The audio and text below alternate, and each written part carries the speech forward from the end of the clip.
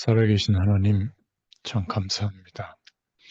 날마다 새 날을 허락하시고 새 은혜를 받을 수 있도록 우리의 마음과 생각과 중심을 인도해 주셔서 감사합니다. 민수기의 말씀을 통하여 하나님의 백성으로 부름받은 그 정체성과 부르심의 이유를 깨닫게 하시고 또 영적 싸움터에서 믿음의 군사로 준비되어질 수 있도록 우리에게 은혜를 더해 주시기를 소원합니다. 오늘 이 아침에도 우리 각자에게 주시는 주의 음성이 임하는 시간이 되게 하여 주옵소서. 예수님의 이름으로 기도드렸습니다. 아멘. 오늘 하나님 말씀은 민수기 1장 49절부터 54절입니다. 너는 레위 지파만은 계수하지 말며 그들을 이스라엘 자손 계수 중에 넣지 말고 그들에게 증거의 성막과 그 모든 기구와 그 모든 부속품을 관리하게 하라.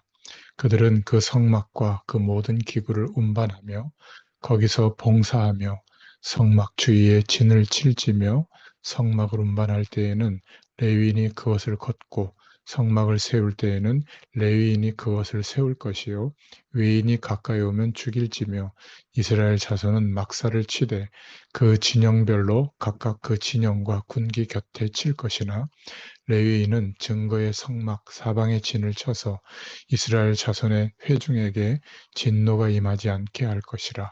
레위인은 증거의 성막에 대한 책임을 지킬지니라 하셨습니다. 이스라엘 자손이 그대로 행하되 여호와께서 모세에게 명령하신 대로 행하였더라. 아멘. 오늘 말씀의 제목은 가나안을 향한 출발 준비입니다. 민수기서는 성경 구약 39권과 신약 29권, 거기에서 민수기서는 66권 성경 중에 네 번째 위치한 성경이죠. 구약 성경의 각 권은 본래 성경의 책 이름이 없었는데 후대 사람들이 이름을 붙여서 부르게 된 겁니다. 민수기라는 책의 이름은 민수기 초반부와 후반부에 백성의 숫자를 세는 부분이 나오는데 그것 때문에 붙여진 이름이죠. 민수기를 히브리어 성경에서는 광야에서라고 이름을 붙이고 있는데 그 이름이 민수기 전체를 잘 대변해주고 있습니다. 이스라엘 백성들이 출애굽을 하였고 가나안 땅에 들어가도록 하나님이 인도하고 계시죠. 메시아 오실 땅을 말하는 겁니다. 그들이 출애굽하면서 광야를 지나서 시내산에 도착했을 때 거기서 약 1년을 머물면서 레위기에 기록된 거룩한 백성의 길을 배우고 준비했습니다. 이제 드디어 가나안을 점령하기 위해서 떠날 때가 됐죠. 떠나기 전에 전장에 나가는 준비를 합니다. 출애굽한 후 13개월 만에 무엇을 준비해야 했을까?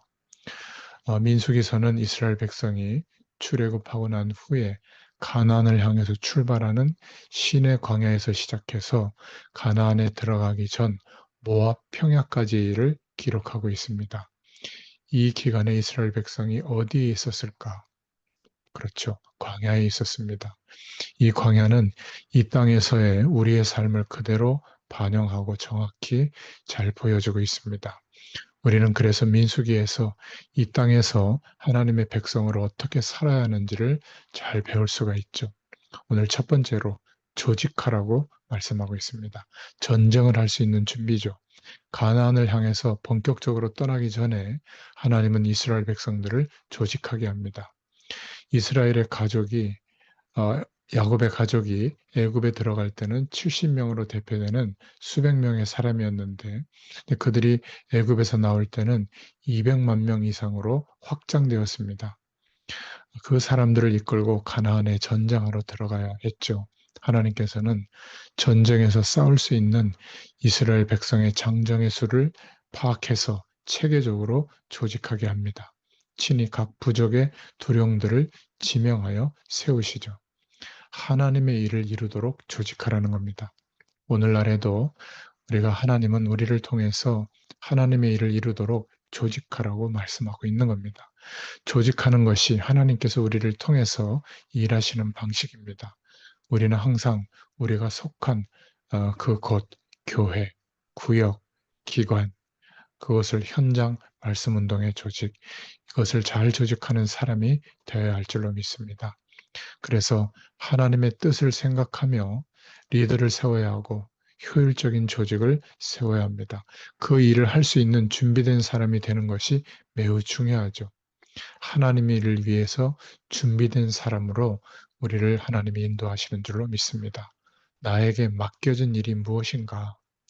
이스라엘 백성이 가나안을 향해서 출발할 때 하나님께서 그들을 준비시켰듯이 우리도 하나님께서 우리를 준비시키실 때 잘 준비되어져서 우리에게 맡겨진 일을 훌륭하게 이룰 수 있어야 될 줄로 믿습니다.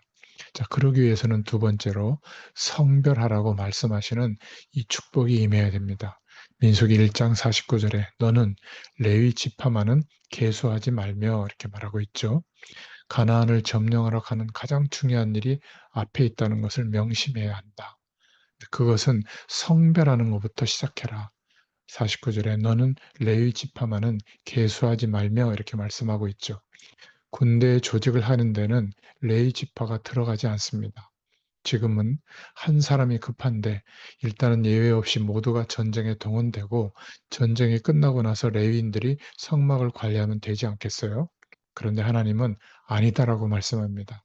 성별하지 못하면 그들은 무엇도 이룰 수 없고 이루어도 의미가 없다는 것이죠.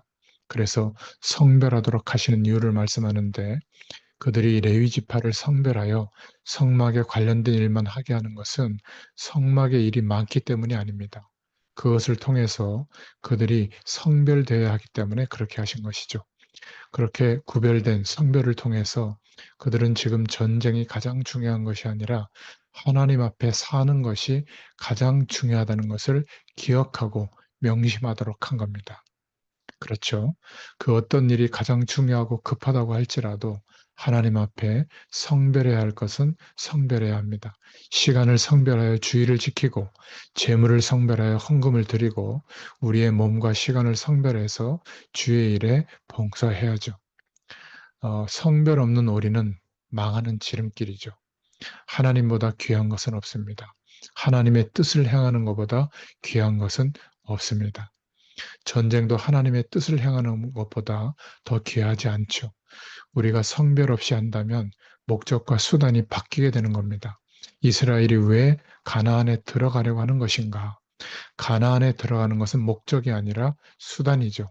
오실 메시아의 약속을 이루는 것이 목적입니다.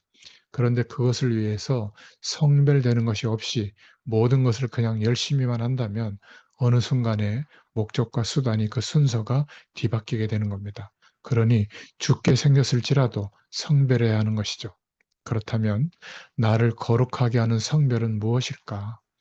나를 하나님 앞에 꿇어 엎드리게 하는 성별이 무엇인가?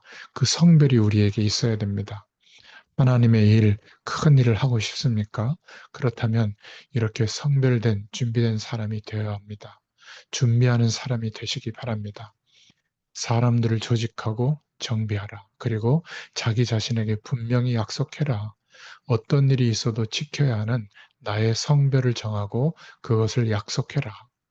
지금 준비의 시기에 약속해야 됩니다. 그때가 되면 또 합리화하죠. 그러니 지금 성별하고 그것을 굳세게 지켜야 한다.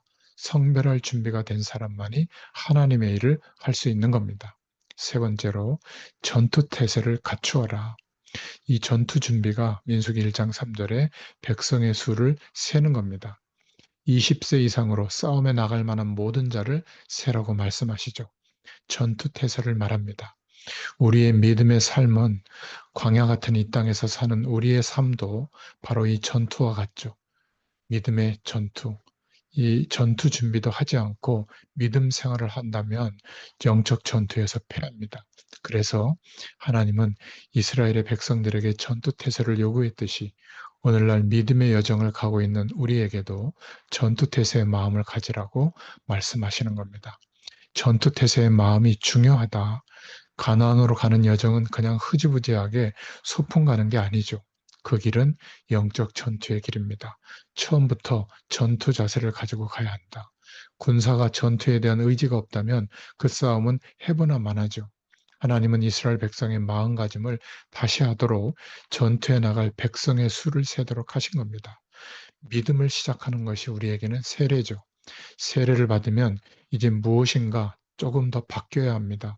가장 중요한 것이 영적 전투 태세의 마음이죠.